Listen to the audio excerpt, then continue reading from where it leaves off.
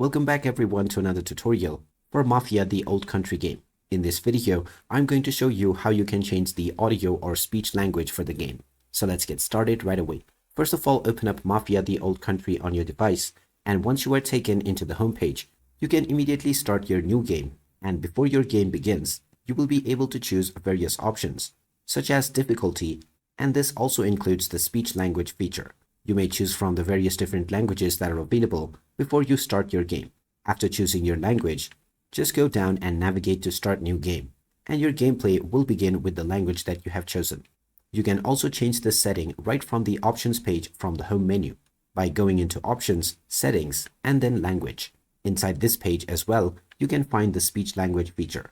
Once again, choose your desired language, press the Confirm button, and then go back to save your changes. So there you have it. That is how easy it is to change the audio language on Mafia the Old Country game. If you find this video helpful, don't forget to hit that like button and subscribe to our channel for more helpful tips and tutorials. Thanks for watching, and I will see you again in the next one.